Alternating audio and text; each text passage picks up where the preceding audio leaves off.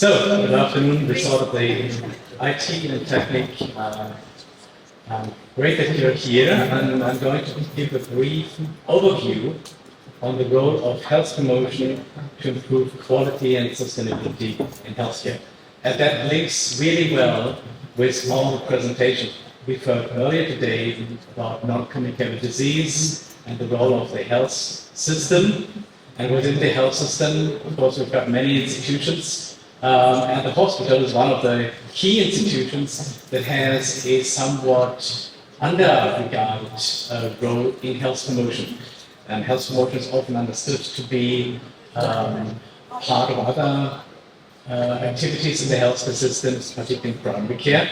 And that is true, but the hospital also has an important role to play, and I'm going to highlight why that is the case. I'm representing here the International Network of Health Promoting Hospitals and Health Services. I'm going to say a few more words on that. And I'm very pleased to be here today following the invitation of the local host, and particularly thanks to Fabian Schenko, Vikriya Hassani, who much had the opportunity to collaborate in this project. So, to start with, the healthcare system is really broken. And that is not just the case in select countries, it's a case wherever you go. We held an international conference on health promoting hospitals just last week in Vienna, and we had the privilege to have Professor Ilona Kikush, who many of you may know from her long career at the WHO, to talk about the challenges of healthcare. And she said, the system is broken. The way we design healthcare services is misaligned to the needs and preferences of the patients and the population. And if you think about it, the way health systems evolved, they evolved around acute medical services, and that made sense at the time when a lot of the hospitals were built in Europe in the 1950s and 60s. Kosovo has a younger history and different challenges, but for many countries, large institutions were built in the 50s, 60s, focusing on acute care. And nowadays, the requirements for health delivery systems are different. The needs of people and patients with non-communicable disease are different.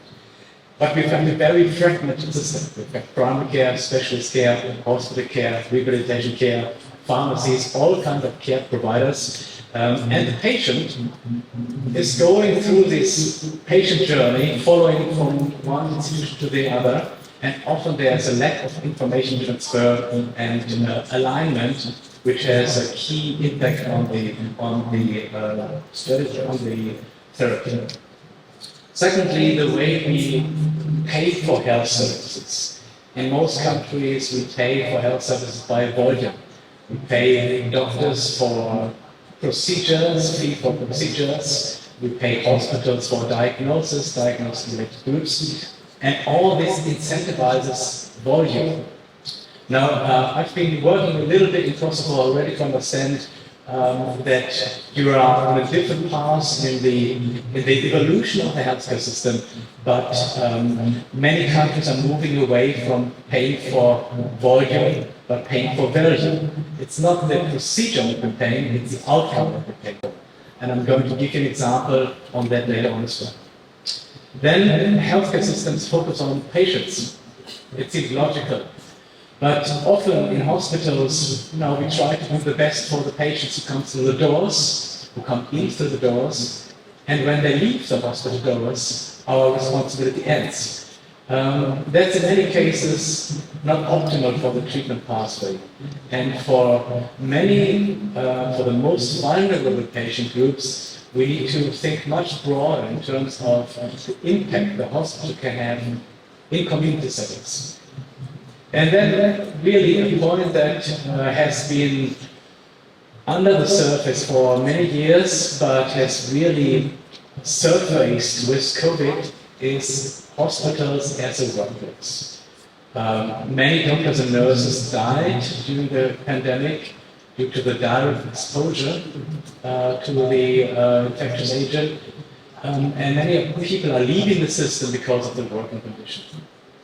So I'm also talking about health promotion in the workplace. What can we do to improve the working conditions in hospitals so that doctors and nurses are not leaving healthcare but are staying in the system. And overall, health promotion is not the responsibility of one professional group or one institutional group. It's the responsibility of the whole system. It needs to be integrated well along the care process. Why is this all so important? We've heard earlier about the statistics of NCD and physical activity, smoking, alcohol, nutrition. And a lot of the non-communicable disease nowadays, chronic conditions that require a very active role of the patient. However, our healthcare systems are designed to only address the acute episode. If you think about a patient with diabetes type 2, and you know that for diabetes 2, self-management is very important, is critical. But if you think about the time that a diabetic patient has contact with the healthcare system over the year, it's very limited. So in Germany, colleagues did a study, and they estimated the contact time of a diabetic patient with the healthcare system. And that's over the year, 45 hours. So these are primary care visits, visits to the specialist, visits to the pharmacy, all that together accounts for 45 hours in a year. Now, if you think about diabetic type 2 specific self-management interventions, such as injecting insulin, there are a range of these specific diabetes type 2 self-management interventions. They account in total to 260 hours a year. So it's a substantial component. But if you think about the rest of the year, the conditions, the factors that really influence the health of a patient with chronic disease, and particularly in the case of diabetes, through smoking, diet, physical activity, and other risk factors, that's about 6,000 hours a year. And this illustrates very well that with all the best intention we may have working in a hospital, working with doctors and nurses, with all the best intentions, we may not be able to have an impact on the patient health, because there's so many other factors out there that have a much more important impact on the health of the patient. So the question is, how can we embrace this? How can we make that part of healthcare or part of the healthcare system? And this is not about individual responsibilities. I know, if I look at faces, everyone has 24 hours in a day, and there are no exclusions for that. So it's not about what the individual is doing. It's about the way we organize the system to address these needs. Another thing, and I've mentioned this yesterday in a workshop as well that we had with Bayer and Jakova Hospital, where we're piloting some of our work. Another important thing that gives reason to invest more in health promotion is the outcomes that we want to achieve. So if you think about, these are data from England. I used to work for the Royal College of Surgeons in England some years ago, and we looked at outcomes after elective hip replacement.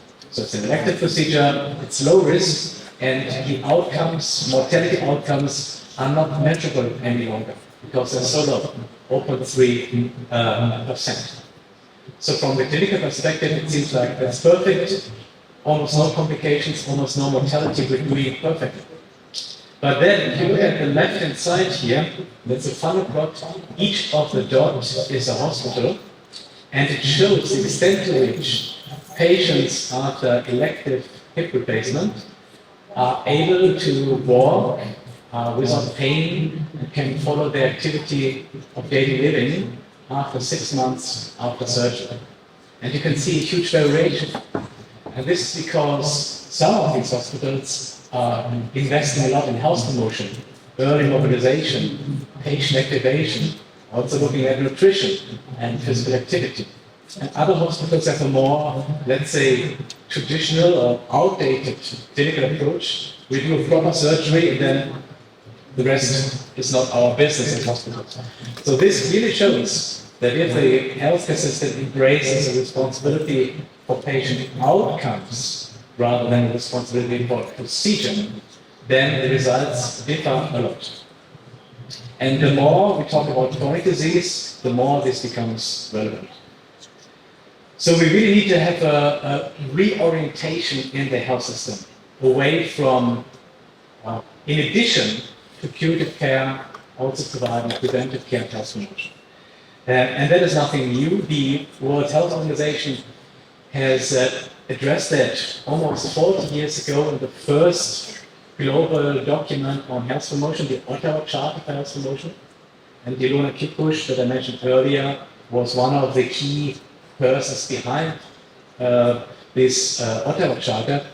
And the Ottawa Charter has 5 action areas. And the action area 5 focuses on the role of the healthcare sector and the role of hospitals in supporting health promotion. You might have heard about health promoting cities and health promoting schools. These are networks that evolved after the Ottawa Charter as part of a settings approach for health promotion. And the health promoting hospitals is another such network that evolved based on the Ottawa Charter. And what is a health promoting hospital, you may ask? A health promoting hospital is a hospital that tries to make health promotion a responsibility in everything they're doing, in every process. It's part of the culture. It's addressed at patient, but also at staff, and even addressing the factors in the community. The International Network of Health Promoting Hospitals is a global network. I'm coordinating this network. We have about 600 hospitals worldwide in 33 different countries, and this figure 19 is incorrect. There are 21 national regional networks now, and you can see most of our members are in Europe and in Asia. And as a key part of our work, as our products, we develop standards. Now, many of you may be familiar working with standards in healthcare. We have developed standards for health promoting hospitals. So they were issued at the beginning of 2020, or actually at the beginning of 2021, and have already been translated into 60 different languages, and since last month also in Albanian, because of the project we're doing with the integrated healthcare team and Paja and Takova hospitals here in Kosovo. And these standards have 5 overarching themes, and I'm just giving you a spotlight for each of these 5 standards so that you get a feeling for what it contains. The first standard is on leadership for health promotion. Some years ago, in a large European project, we looked at the extent to which hospital directors look at quality and patient safety in board discussions. And interestingly, the more boards discuss quality and safety, the more quality and safety is embedded in the system and the better the quality of the hospital is. Now, if we look at board discussions in hospitals, health promotion is usually not on the agenda at all. So our first standard is about embedding health promotion, that each board or director's office in a hospital has someone responsible for health promotion, and that they are accountable to annual quarterly meetings where progress on health promotion is discussed. The second standard is about access. Access is a very broad concept. We're not just talking about physical access, we're also talking about navigation, finding your way through the hospital, and also understanding written and oral communication in the hospital. And we know from research that oftentimes patients don't understand what doctors say, and patients don't understand what we hand out in terms of leaflets. Because the language in healthcare is very specific, and the language of patients is very different. So we need to make much more of an effort to focus our oral communication, but also our written communication on the needs of patients. So our second standard is about health literacy, language, and culture to make sure what we are saying and writing is understood. The third standard is about patient empowerment. And self-management is a very important component of patient empowerment. And that's very important in hospitals because we know that patients who are activated have a 30% lower readmission rates, particularly for emergency readmissions. So it's a good investment to activate patients because we have 30% less readmissions, decreasing the pressure on the hospital. The fourth standard is about a healthy workplace. And just figures from the UK, it's the same in Germany. Many doctors and nurses are leaving the profession, leaving the healthcare system because of the working condition. And therefore, we've included a standard that addresses the hospital as a working place, providing an environment which is more pleasant than it is currently, reducing stress and also improving nutrition and prohibiting, for example, unhealthy options of nutrition. And then lastly, health in the wider community.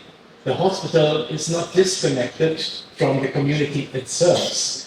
So sometimes it makes sense not to wait for the patients from vulnerable groups to come to the hospital with a really late onset of symptoms or with a delayed diagnosis. Sometimes it's better to go out to the community, particularly for deprived or vulnerable communities. We've done that in some communities in Germany, in vulnerable population, and could reduce the extent to which primary care sensitive hospital admissions occurred by 16%. So there are many activities for health promotion that a hospital can engage with, and many of these are immediately cost effective and therefore worthwhile investing. So often I'm asked, is health promotion not just an additional activity that we should be doing? And I would say, is health promotion the cherry on the cake? And I would say, no, it's not the cherry on the cake. It needs to be in the cake. Thank you very much.